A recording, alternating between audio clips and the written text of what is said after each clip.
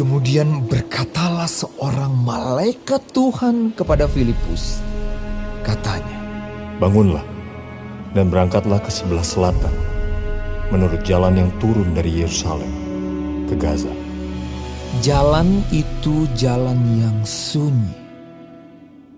Lalu berangkatlah Filipus.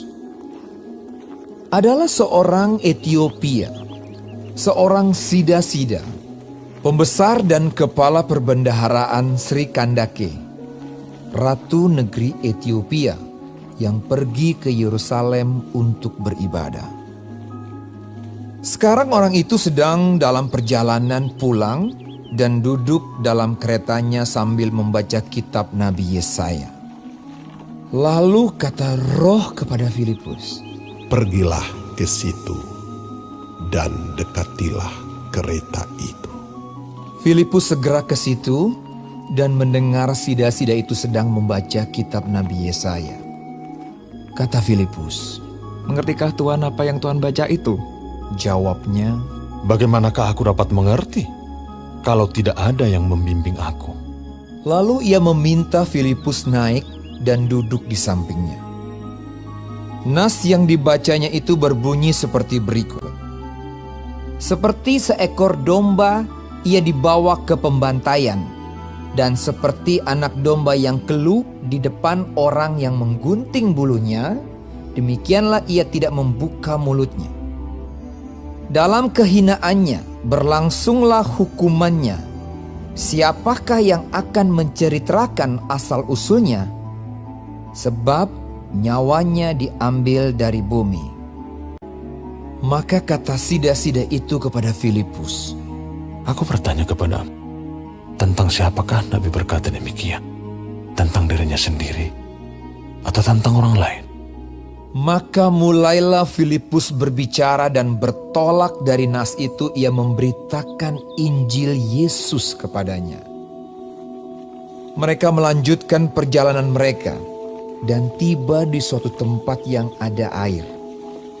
Lalu kata Sida-Sida itu, "Lihat, di situ ada air. Apakah halangannya jika aku dibaptis?" Sahut Filipus, "Jika Tuhan percaya dengan segenap hati, boleh." Jawabnya, "Aku percaya bahwa Yesus Kristus adalah anak Allah." Lalu orang Etiopia itu menyuruh menghentikan kereta itu. Dan keduanya turun ke dalam air, baik Filipus maupun Sida-Sida itu, dan Filipus membaptis dia. Dan setelah mereka keluar dari air, Roh Tuhan tiba-tiba melarikan Filipus, dan Sida-Sida itu tidak melihatnya lagi. Ia meneruskan perjalanannya dengan sukacita. Tetapi ternyata Filipus ada di Asdod. Ia berjalan melalui daerah itu dan memberitakan Injil di semua kota sampai ia tiba di Kaisarea.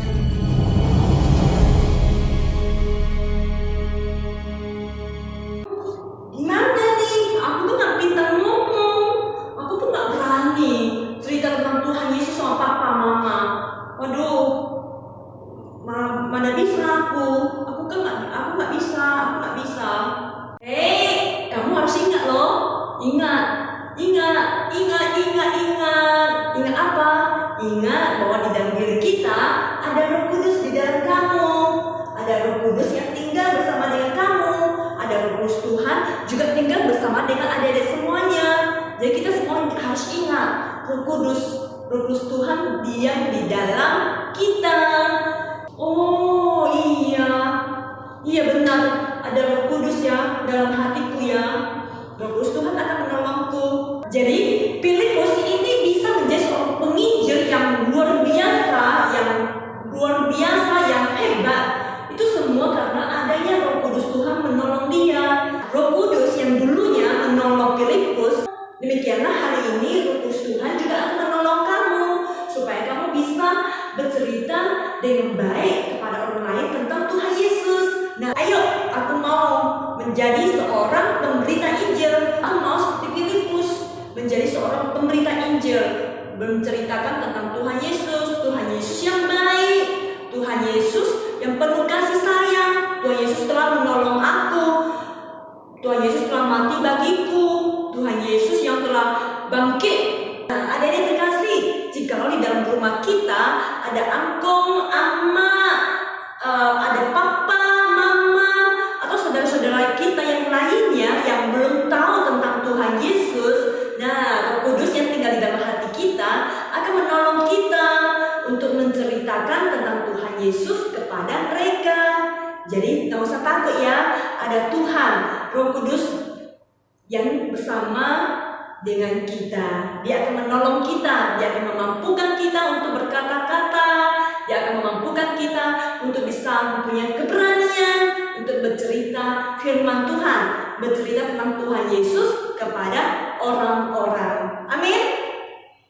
Mari kita berdoa ya.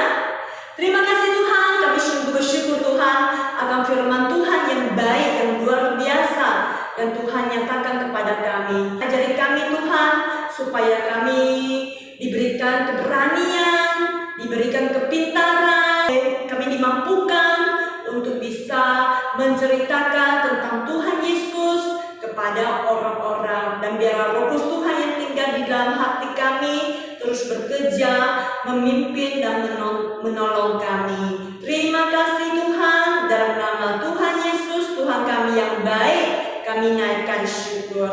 Amin.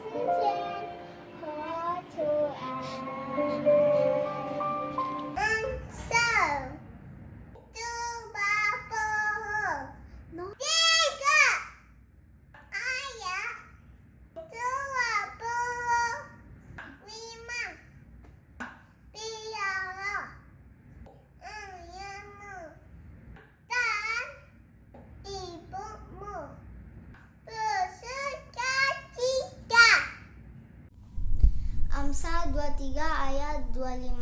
Biarlah ayahmu dan ibumu bersukacita. Amsal pasal 23 ayat 25. Biarlah ayahmu dan ibumu bersukacita.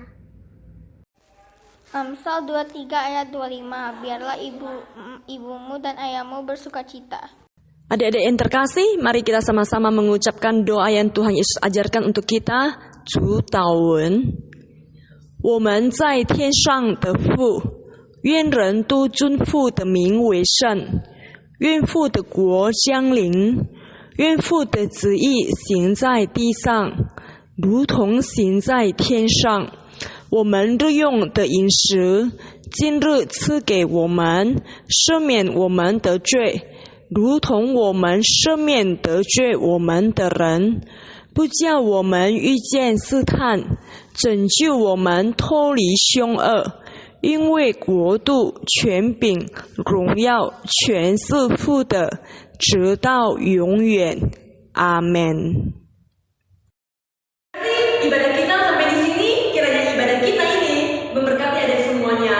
Tetap semangat ya.